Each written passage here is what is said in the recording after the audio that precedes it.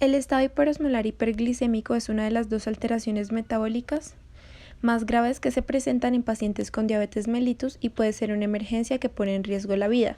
Se caracteriza por hiperglicemia, hiperosmolaridad y deshidratación sin cetoacidosis significativa. Es menos común que la otra complicación aguda de la diabetes, la cetoacidosis diabética, y difiere de esta en la magnitud de la deshidratación, cetosis y acidosis. Tenemos una comparación entre la cetoacidosis diabética y el coma hiperosmolar. En la cetoacidosis diabética tenemos una hiperglicemia más acidosis metabólica más cetonemia. En cambio, en el coma hiperosmolar tenemos hiperglicemia severa, hiperosmolaridad y deshidratación severa. La cetoacidosis diabética es más frecuente en diabetes mellitus tipo 1 y en adultos jóvenes, y el coma hiperosmolar en diabetes tipo 2 y en adultos ancianos. La cetoacidosis diabética es de mortalidad baja y el coma hiperosmolar es de mortalidad alta. En la cetoacidosis diabética encontramos una acidosis intensa, en cambio en el coma hiperosmolar es sin acidosis. El trastorno aparece cuando el organismo no puede producir suficiente insulina. Normalmente esta desempeña una función crucial en el paso del azúcar-glucosa, una fuente de energía principal tanto para los músculos y otros tejidos, a las células. Sin suficiente insulina, el organismo comienza a descomponer las grasas para obtener energía. Este proceso produce una acumulación en el torrente sanguíneo de ácidos denominados cuerpos cetónicos. Los signos y síntomas de la cetoacidosis diabética suelen presentarse rápidamente, a veces dentro de las 24 horas.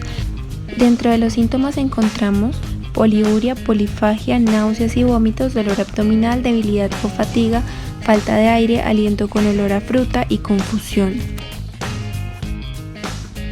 Dentro de la exploración física podemos encontrar fiebre, hipotensión, taquicardia, oliguria, respiración de Kussmaul y aliento cetónico. Este es un paciente con diabetes, tiene la glucosa en 470 miliequivalentes litro y tiene coma hiperosmolar. Fisiopatología. Todo empieza porque el páncreas tiene una incapacidad de producir insulina. Esto ocasiona entonces un aumento de la glucosa en la sangre de los pacientes. Ante la falta relativa de glucosa en las células, el páncreas responde mediante la producción de glucagón. Sin embargo, las células siguen sin poder utilizar la glucosa.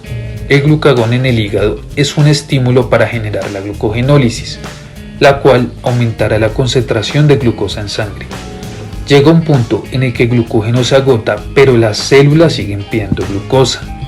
El cuerpo recurre a su último recurso de energía, que es la grasa. Esta va a liberar ácidos grasos hacia el torrente sanguíneo.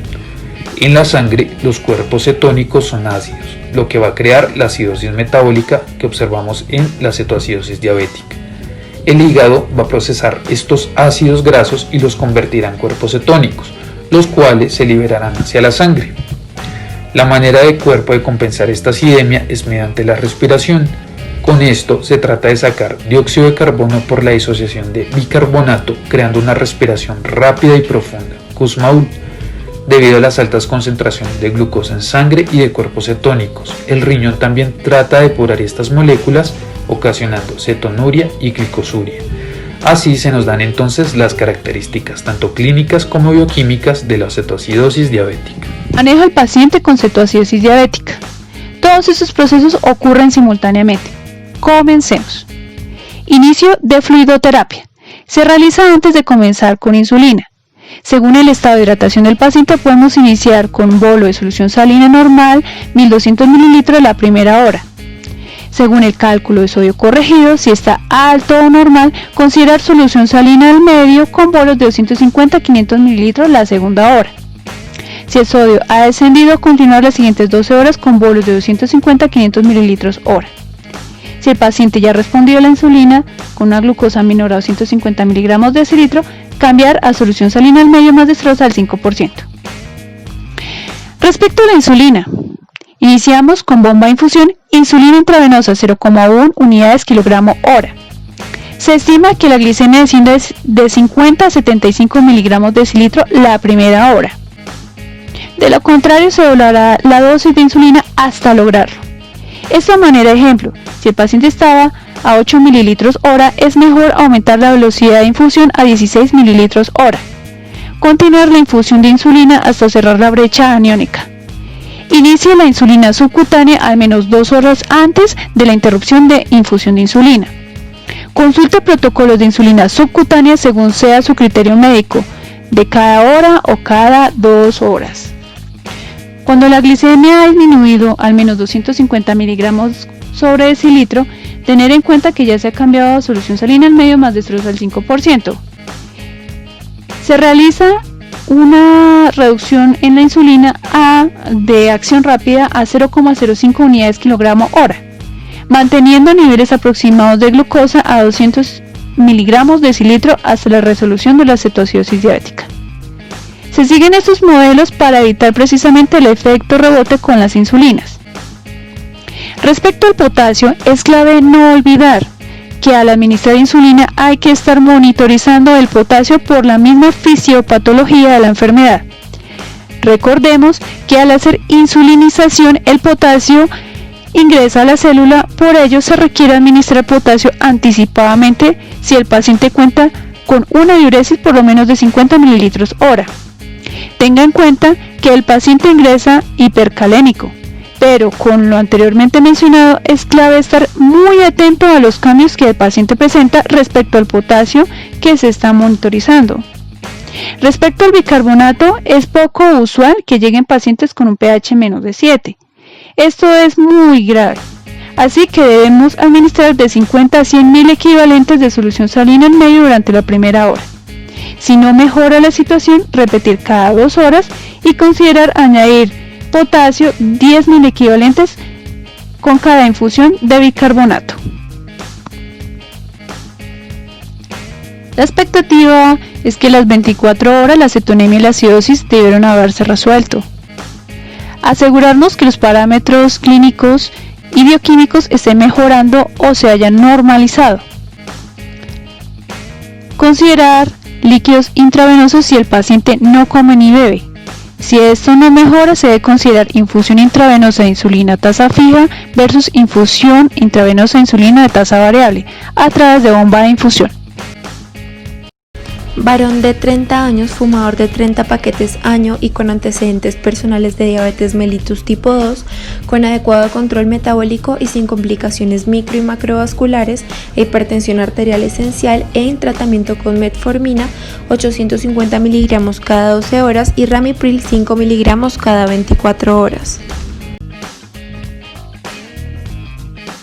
En el momento del examen físico podemos ver destacada ictericia, sequedad mucocutánea, dolor a la palpación en epigastro e hipocondrio derecho, sin presencia de irritación peritoneal.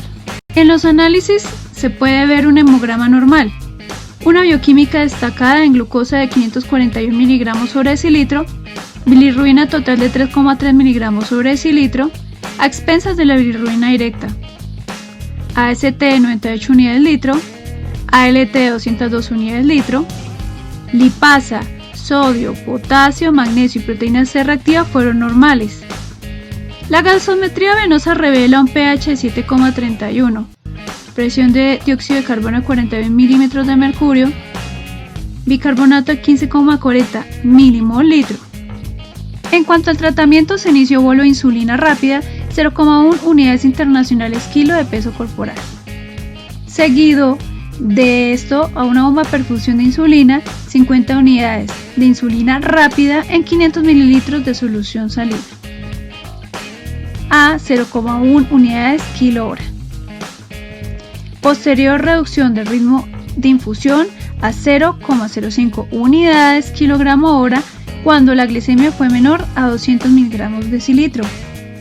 Momento en el que se pautó 16 unidades internacionales de insulina glargina y se suspendió la bomba 4 horas después y sueroterapia con solución salina isotónica a 0,9%, a una velocidad de 500 a 1000 mililitros hora durante las primeras 2 horas.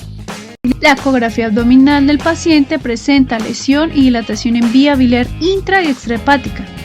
La tomografía abdomen confirma la presencia de una lesión pancreática. Se realiza una colangiopancreatografía retrógrada CEPRE. Esta permite colocar un drenaje biliar tras colocación de una prótesis biliar plástica realizando punción con aguja fina, que permite el diagnóstico de adenocarcinoma de páncreas, desafortunadamente.